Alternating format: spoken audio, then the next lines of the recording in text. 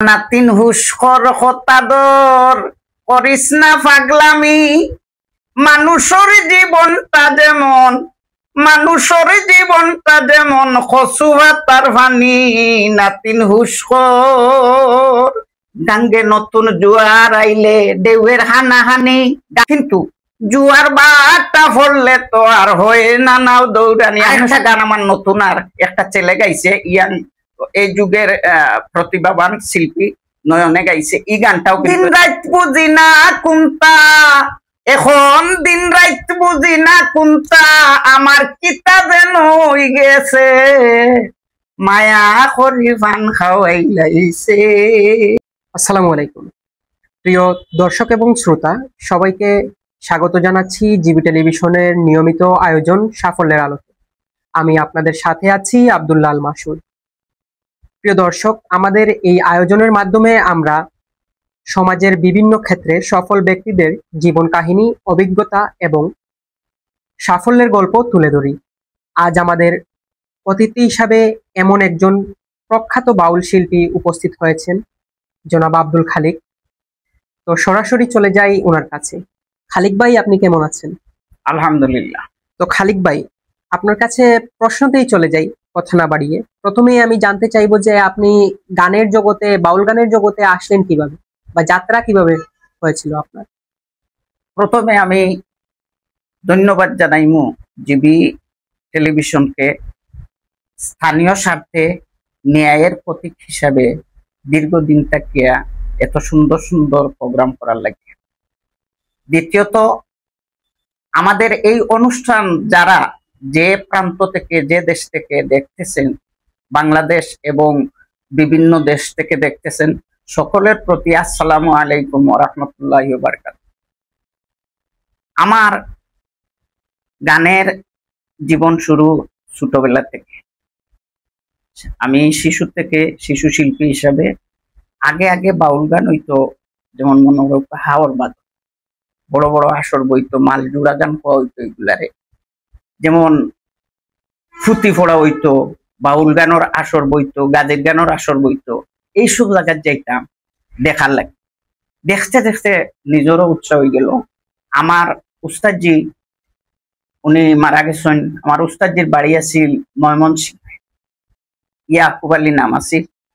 তাই আমার খালু আছে, আমার খালারে এখানে ইয়া দীর্ঘদিন সিলেট থাকতে থাকতে আমার খালারে বিয়া করছিল, খালু হয়ে গেলা। আমরা এখানে থাকতা, ওই হিসাবে তান লগে গিয়া তান সান্নিধ্যে অন্তত 7-8 বছর আসলাম। থাকার পরে উনি মারা গেছেন। তো ওইটা কি আমার গানের জগৎ শুরু।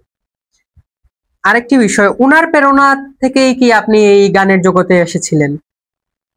না, আমার মায়ে কিন্তু আমার যথেষ্ট সহযোগিতা করছেন। আমার মা এই গান ভক্ত, বাউল, বিশেষ করে বাউল গান ভক্ত এবং মাজার ভক্ত আছে। অলিয়া উলিয়া, আমরা সিলেট তো অলিয়া উলিয়ার পূর্ণভূমি।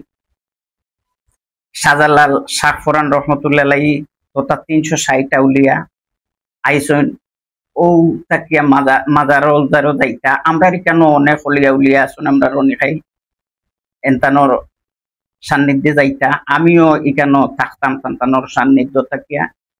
যেমন মলিক মিয়া ফির সাবর বাড়ি আছি, আমরা অনেকাই এখানো আমরা গিয়া শাহ মোহাম্মদ আলী চিস্তি রহমতুল্লাহ উনার আসনে আমরা গিয়ে অনেক সময় গান গীত করতাম ও থাকিয়া গানের। আর আমরা সিলেটে তো অসংখ্য অসংখ্য অগণিত সাধু সন্ন্যাসী সকল আসলা, সুফি সাধক সকল আসলা, যেমন সীতালং সাহ, সাবালাক পরালি, আর কুমসা ফকির, দূরবীন শাহ ফকির, এইরকম অনেক। আমরা ফুলবাড়ি আসলা, মৌলানা আব্দুল ওয়াহাব সাহ, এই ধরনের অনেক অনেক, যেমন শাহ আব্দুল করিম, যেমন হাসন রাজা, যেমন হারি আমির উদ্দিন সাহ, দূরবীন শাহ ফকির, তাকি লাগাইয়া আরো অসংখ্য অগণিত, আমরা হলো নাম কইতাম পারি না, কিন্তু অসংখ্য অগণিত বাউল ফকির সুফি সাধক সকল আসলাম আমরা সিলেট। যে আরেকটি বিষয় আমরা আপনার কাছ থেকে জানতে চাইবো যে বাউল গান তো শুধু সঙ্গীত নয়, এর মধ্যে আছে জীবন দর্শন। আপনি কিভাবে সেই দর্শনকে আপনার জীবনে মেনে চলেন? আসলে বাউলরাই মাটিও মানুষের কথা কয়। আর বাউল গান বুঝতে হইলে আপনার তথ্য জ্ঞান লাগবে। যারা শাস্ত্র জ্ঞান জানে, বিশেষ করে যেমন দেখো আপনারা এই যে আমরা সীতালম সাবাসলা তাই দেওবন ভাষা আছে, যেমন আমরা ফুলবাড়ির মৌলানা আব্দুল ওয়াহাব সাবাসলা, এরা মৌলানা আসলা, বড় বড় আলিম আছে। আলিম হলে তাইন সেও শের হইয়া গাইতা আর সেও গান সঙ্গীত হইয়া গাইতা। সঙ্গীত নিয়ে বিভিন্ন বাজনা উজনা একত্র করলে এটা সঙ্গীত হয়ে যায়। আর এইটা ছাড়া গাইলে তো এটা মনে করো ইয়ে হয়ে যায়, এটারে কিতা গজল হইতে পারো ওই হিসাবে। যে আরেকটি বিষয়ে আমি আপনার কাছ থেকে জানতে চাইবো যে শ্রোতারা আপনার গানগুলো কিভাবে দেখে? আসলে এখন তো কৃতজ্ঞতা প্রকাশ করতে হয়, সারা বিশ্বে আমার শ্রোতা আছেন, অসংখ্য অগণিত শ্রোতা আছেন। সর্বপ্রথম তো এরকম আসলা না, আরো বড় বড় বাউল হল আসলা, তানতানোর সান্নিধ্যে থাকতাম, হকলে বালা ভাইতো না। এখন তো অসংখ্য অগণিত শ্রোতা আছেন বিভিন্ন দেশ, বিশেষ করে প্রবাসী হলর গেছে আমি কৃতজ্ঞ, সব সময় আমার সমর্থন করিয়া দেয়রা। যে আপনাকে অসংখ্য ধন্যবাদ। আরেকটি বিষয় আমি আপনার কাছ থেকে জানতে চাইবো যে আপনার জীবনের সবচেয়ে স্মরণীয় পরিবেশনা কোনটি ছিল? স্মরণীয় তো অনেক বিষয় আছে, অনেক বিষয় আছে স্মরণীয়। আমার সবচেয়ে বেশি স্মরণীয় একটা জিনিস, আমার উস্তাদজির লোকে আমি তখন একবারে ছোট্ট আসলাম, তখন ময়মনসিংহ যাইতে হইলে 3 দিন লাগতো। আগের ট্রেন আছিল লোকাল মেইলে এক রাইতে নিয়ে বৈরব তাকিয়া যাওয়া লাগতো আরেকটা ট্রেনে, সারা রাইতে নিয়ে দিল বৈরব। সকালে উঠিলাম ময়মনসিংহ ট্রেনে সারা দিনে টানিয়ে নিয়ে সন্ধ্যার সময় দিল। এরপরে আবার এখানে থাকতে হইতো রায়, থাকিয়া পরের দিন স্টিমার যুগে বা এই ইয়ে যাওয়া হইতো, যেমন গরুর গাড়ি এইসব জিনিসে বাহন আছিল। আগে কোনো যানবাহন আছিল না, হতা বাহনে যাইতাম আমরা। তো আমার উস্তাদজি খুব মাছ শিকার করতাম, ফাঁকি উকি শিকার করতাম আমার উস্তাদজি। তো তার লোকে একদিন শিকারও গেছি আর কি। শিকারও গিয়া অনেক মজা করছি, গিয়া দেখলাম আগে গোলফা জাল আছে, গোলফা জাল গিয়া পাইছিলাম অনেক মাছ লাগে রয়েছে, আরেকজনে ফাটাইছে আর কি। এরপরে আমি মাছগুলো আনি লেছি। তখন তারা সিলেটি ভাষা তারা শুনছে না, কিন্তু ওই সময় ময়মনসিংহের মানুষ আমরা সিলেট এখনো আইছে না। তো আমি যখন তারা ইয়া জালর মালিককে ইয়া ধরার পরে তো ডাকিয়া ডুকিয়ে আরো মানুষ আনছে, আমিও তারা বাসা উসা বুঝি না। আমারে জিজ্ঞাইছে হয়েছেরা তোমার বাড়ি কই? তো আমার উস্তাদজি আর কোনটা মাতিরা না, খালি আসিরা। তো আমি হয়েছি আমার বাড়ি তো সিলেট। এখন তারা কয় তুমি রাও করো। এখন আমি রাও কিতা, তারা কয় খালি সেরা তুমি রাও করো। আমি তো রাও কিতা বুঝি না।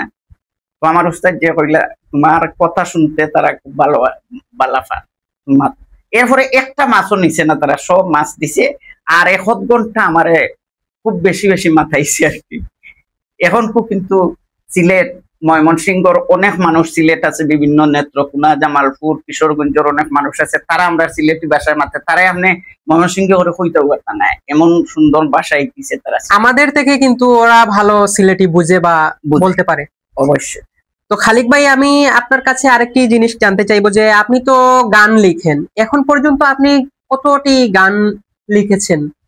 300-350 মতো হইব। 300-350 মতো আপনার নিজের লেখা গান আছে। তো ইদানিং আমরা দেখতে পেরেছি যে আপনার একটি খুবই ভাইরাল একটি গান আপনি লিখেছিলেন, নাতিন হুস্কর কথাধর। এই গানটা যদি আমাদের দর্শকদের উদ্দেশ্যে কয়েক লাইন শোনাতেন। আসলে এই গানটা লেখার পরে আমি এত বাইরে লইব করি আমি ভাবতাম পারছি না। কৃতজ্ঞতা প্রকাশ করি আর দর্শকে এত সমর্থন দিছেন আমার এই গানটারে, দেওয়ার লাগিয়ে আমি সবার কাছে কৃতজ্ঞতা প্রকাশ করি। তো আমি একটা লাইন করি আর সারাটা গান আমার মুখস্থ নাই।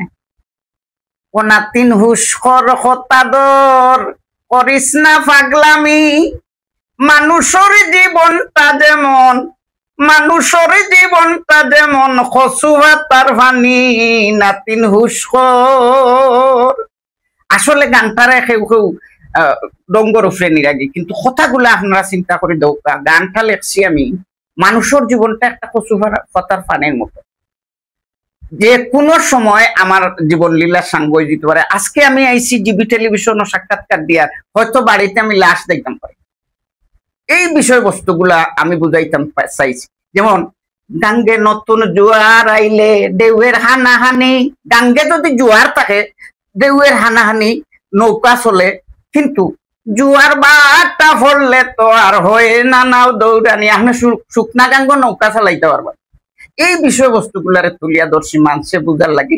তো অনেকে কিন্তু এটারে ডঙ্গর উপরে নিরাগে। তার বাদেও আমি দুঃখিত নাই, আমি কৃতজ্ঞতা প্রকাশ করিয়া আমার এই গানটারে এত ভাইরাল করিয়া দেওয়ার লাগে। আরেকটা গান আমার নতুন আর একটা ছেলে গাইছে, ইয়াং এই যুগের প্রতিভাবান শিল্পী নয়নে গাইছে। এই গানটাও কিন্তু এই নাতিনোর মতো। এই গানটার যদি একটু 2-3 কলি আমাদেরকে শোনাতেন। এই গানটার শিরোনাম হইল ফান খাওয়াই লইছে। যেমন আমাদের সিলেটের ঐতিহ্য গুলারে তুলিয়া ধরছি। আমরা সিলেটবাসী, সিলেটে অনেকে পুরুষ হোক বা মহিলা হোক ফানরে খুব ভালো পায়। আর আমরা বিশেষ করে অন্যান্য জেলাত গেলে আমরা অসুবিধা পড়ি, যেমন খাসিয়া ফান পাওয়া যায় না। এই বিষয়বস্তুগুলা তুলিয়া ধরছি। যেমন বেটা খর আর কি, ইয়ং একটা ছেলে একটা মেয়ের প্রেম পড়ছে ফান খাওয়াই, আর আমারে ফান খাওয়াই লইছে। সিলেটি ফুড়িয়ে গো, সিলেটি ফুড়িয়ে গো, আমারে মায়া করি ফান খাওয়াই লাইছে। যখন হে নতুন প্রেম পড়ছে আর কি, এমন অবস্থা হয়েছে, দিন রাত বুঝি না কোনটা, এখন দিন রাত বুঝি না কোনটা, আমার কিতা যেন হয়ে গেছে, মায়া করি ফান খাওয়াই লাইছে। আশা করি নাতিনোর গানের লেখান আমার এই গানটারে হলে ভাইরাল করিয়া দিবা। তো খালিক ভাই, বাউল গান যারা বোঝেন, এই বাউল গানের মধ্যে কিন্তু অনেক কিছু বোঝার আছে বা শিখার আছে। অবশ্যই। তো যারা খালিক ভাইকে পছন্দ করেন, ওনার গানকে পছন্দ করেন, অবশ্যই আমাদের কমেন্ট বক্সে জানাবেন। আর আরেকটা বিষয় আমি খালিক ভাইয়ের কাছ থেকে জানতে চাইবো যে আপনি বাউল হিসেবে স্বীকৃতি পেয়েছিলেন কত সালে? বাউল হিসাবে স্বীকৃতি পাইছি আমি 96 জানুয়ারিতে। আমি প্রথমে আমাদের উপজেলায় আপনার 13টা কয়টা আমরা ইউনিয়ন, কয়টা 11টা ইউনিয়ন, 11টা ইউনিয়ন, তখন পৌরসভা হয়েছে না, ইউনিয়ন ভিত্তিক একটা প্রতিযোগিতা হয়েছিল উপজেলাতে টিয়নো স্যারের মাধ্যমে। এই প্রতিযোগিতায় আমি প্রথম স্থান অর্জন করি। এরপরে এইটা একটা সার্টিফিকেট প্রাপ্ত হই টিয়নো স্যারের মাধ্যমে। এই সার্টিফিকেট নিয়ে বাংলাদেশ বেতারও, তখন রেডিও বাংলাদেশ আছে, রেডিও বাংলাদেশও আমি একটা আবেদন দেই এই সার্টিফিকেট সহকারে। আবেদন দেওয়ার পরে আমার অডিশনের লাগি দেখা হয়েছে। তখন অডিশনও গিয়ে আমি পাস করছি 96 জানুয়ারি, আমার পুরা মনে আছে। পাস করার পরে সরকারি স্বীকৃতি পাইলাম। তখন আপনার অনুভূতিটা কেমন ছিল একটু যদি বলতেন? আমি তো পাগল হয়ে গেছি। আমি তো ফার্স্ট কর্ম করি, আমি ভাবতাম পারছি না। আমি আর অডিশন যে দিয়ে আইছি, আমি যে ফার্স্ট কর্ম এটা কল্পনাও করতে পারছি না। আমি 3 মাসের মাঝে আর কোনো খোঁজ খবর লইছি না। 3 মাস পরে একজন লোক আইসন, ফিয়ন, ও বাংলাদেশ বেতারর ফিয়ন সাহেব আইসন, চিঠি লইয়া তাইন বলে কয়েকদিন থেকে ইয়া সমুনাথ কোনো আমরা সিঙ্গুলর হোটেল, সিঙ্গুল বেটারে চাষাটা কিতাম, তাই সিঙ্গুলর হোটেল খুব পরিচিত, পুরাতন পরিচিত ব্যক্তি আসলা, তাই সিঙ্গুলর চা বেশিটা ফান দোকানো আইয়া বিচারায় খোঁজ করছেন। করার বাদে আমার একদিন ভাইয়া হয়েছেন বা তোমার কয়েকদিন থেকে একজনে টুকাই রায়, তাই এখন নমাজও গেছেন চৌমনি জামে মসজিদ। ও তাই নমাজ তাকে বারোইছেন, বারোই আনলে আমি সালাম করছি। ও তাইন হয়েছেন মুরব্বী মানুষ। আমি সালাম করার বাদ তাইন হয়েছেন যে আপনার নাম নে খালি বলে জি হয়, আপনার আব্বার নাম আকমল আলী নি বলে জি হয়। ও হইলা দে আপনার চিঠি আনখানে আপনি ফাঁস করছেন। ও আমি জানতাম পারছি আর কি, সেটা আত্মহারা হয়ে গেছি, বাড়ির দৌড়াইয়া গেছি, আমি আটিয়া গেছি। তখন তো রিস্কা উস্কার তো চল আসি না, আটিয়া গেছি বাড়ির নিয়া, মারে নিয়া দেখাইছে, হয়েছি ঘুমাই আমি চিঠি আমি ফাঁস করছি বাংলাদেশ বেতার রেডিও। আরেকটি বিষয় আমি আপনার কাছ থেকে জানতে চাইবো যে সাফল্যের পথে তো নিশ্চয়ই অনেক চ্যালেঞ্জ আছে। আপনার জীবনের সবচেয়ে বড় চ্যালেঞ্জ কি ছিল? আমার তৎকালীন সময়ে আমার ফ্যামিলির আর্থিক অবস্থা খারাপ আছে, সবচেয়ে বেশি চ্যালেঞ্জ আছে আমার। আমি কাজও করতাম পাশাপাশি, কাজের পাশাপাশি সঙ্গীত সময় দিতাম, দিনও কাজ করতাম, রাত্রে সঙ্গীত সময় দিতাম। আমার সবচেয়ে বেশি আর আমার মায়ের সবচেয়ে বেশি সমর্থন দিছেন, আমারে উৎসাহ যোগাইছেন। আমার মায়ের দোয়া নিয়ে আমি এই পর্যন্ত আইছি। আরেকটি বিষয় আমি আপনার কাছ থেকে জানতে চাইবো যে বাউল গান থেকে এখনকার তরুণ প্রজন্ম কি শিখতে পারবে বলে আপনি মনে করেন? না, এখন তো শিকার মতো আমি কিছু দেখি না। খেতে লাগি অনেক শিল্পীরা আমার উপরে রাগ হইতে পারেন, দয়া করে আমি ক্ষমা চাই, আর আগে ক্ষমা চাইয়া নিয়ে খেতে লাগি। এখনকার শিল্পীরা, আমরা আগে চিন্তা করতাম কোনো জায়গায় বায়না লইলে যে এরা গানটা কোন তত্ত্ব দিব, যেমন মনক্কা হাসর কিয়ামত, যেমন নবীর জীবনী, যেমন কারবালার ইতিহাস, এইসব নিয়ে আমরা তর্কযুদ্ধ করতাম দুইজন বাউলে। তখন এক সপ্তাহ আগে তাকে কিতাব চাইতে চাইতে চাইতে চাইতে কিতাব পড়িতে পড়িতে কিতাবগুলা দেখতে দেখতে হদিস দলিল গুলা দেখতে দেখতে দেখতে দেখতে পাগল হয়ে যেতাম, এরপরে যাইতাম স্টেজে। আর এখন যে ইয়াং জেনারেশন যারা শিল্পী, এরা অনেকে আমি দেখছি মোবাইল থেকে গান শিখিলেছে, বুঝছেন, মোবাইলও বাজাই বাজাই শিখেছে। হে যে গানটা গার এটারও সঠিক সঠিক অর্থ হে বুঝেন না। এর লাগিয়ে অনেক সময় দেখুন যেন অনেকে ভুল শব্দ কইলায়। কবিয়া যেখান লেখছন, গীতিকারে যেখান লেখছন, ইখান না কইয়া শব্দ উচ্চারণ গিয়া ভুল করে, এটা লাগে হে তো এটার অর্থ জানেন না, এত রেকর্ডিং শুনছে, শুনা শুনিয়ে শিখিলাইছে। এর লাগে কইয়া এখন নতুন প্রজন্ময় ফাইরা না করতা। কিন্তু এগুলা আবার পুরাতন যারা বাউল আছেন তারারে যদি সম্মান দেওয়া হয়, যথাযোগ্য মর্যাদা দেওয়া হয়, তারার তাকে শিকার অনেক কিছু আছে। আর উস্তাদ দরি আমি বিশেষ করে সবরে নতুন প্রজন্ম যারা, এরার প্রতি আমার অনুরোধ থাকবো, বালা একজন উস্তাদ দরিয়া যেন গান শিখা যায় এবং শিখয়। জি, অসংখ্য ধন্যবাদ আপনাকে। আরেকটি বিষয়ে জেনে আজকের এই প্রোগ্রাম থেকে আমরা বিদায় নেব। বাউল গানকে টিকিয়ে রাখতে আমরা কি করতে পারি বলে মনে করেন আপনি? আসলে বাউল গানরে টিকাইয়া রাখতে হইলে আমরা আগের মতো সুফি সাধক যারা আসলা, সুফিবাদরে আমরা মূল্যায়ন করতে হইব। সুফিবাদরে মূল্যায়ন যদি করি তাহলে আমরা বাউল গানরে টিকাইয়া রাখতাম পারবো। আর সুফিবাদরে যদি দরিয়া রাখতাম পারি না, বাউল গান আর বেশি দিন টিকতো নাই। জি, অসংখ্য ধন্যবাদ আপনাকে। আজকের অনুষ্ঠান ধীরে ধীরে শেষের দিকে আমরা চলে এসেছি। দর্শকদের উদ্দেশ্যে যদি কিছু আপনি বলতে চান। দর্শকদের উদ্দেশ্যে আমি ও কথাখান কইমু, আপনারা সবে সমর্থন দিরা করিয়া আমি আজ পর্যায়ে গেছি। এর লাগে আপনারা কাছে কৃতজ্ঞ, চিরকৃতজ্ঞ আমি এবং আমার পরিবার। আমি একটা জিনিস অনুরোধ করবো আপনারা কাছে, আপনারা ওই যে কিছু বাদ কমেন্ট একগুলো করেন, আপনারা দয়া করিয়া, কারণ মা বোন সবর আছে, আমি জোরাত করিয়া আমি এই জিনিসটা কইমু, শ্রোতারা আপনারা অশ্লীল ভাবে কোনো জিনিস প্রেজেন্ট করেন না যেন। আর আমরা বাউল গান রে মর্যাদা দেই। বাউল গানের মধ্যে শিকার মতো অনেক জিনিস আছে, বাউল গানের মধ্যে বুঝার মতো অনেক কিছু আছে।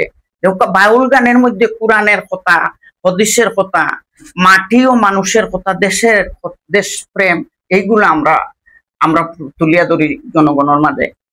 আমরা সুস্থ সুন্দর বাউল গানের প্রতি আমরা শুনমু এবং উৎসাহিত করমু, বালা বালা বাউল গান যারা গায় তারা। ধন্যবাদ খালিক ভাই আপনাকে, আপনি আজকে আমাদেরকে সময় দেওয়ার জন্য। তো দর্শক, আজকের অনুষ্ঠান এখানেই সমাপ্ত করছি। আপনাদের সাথে সময় কাটানো আসলে খুবই আনন্দের। আবারও দেখা হবে অন্য কোনো অনুষ্ঠানে। ততক্ষণ পর্যন্ত সবাই ভালো থাকবেন, সুস্থ থাকবেন। আসসালামু আলাইকুম। আপনাকে এবং জিবি টেলিভিশনকে অসংখ্য অসংখ্য ধন্যবাদ জানাই।